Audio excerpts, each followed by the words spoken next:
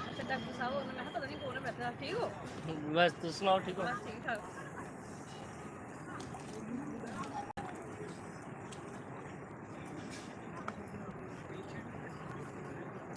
इधर आओ इधर आओ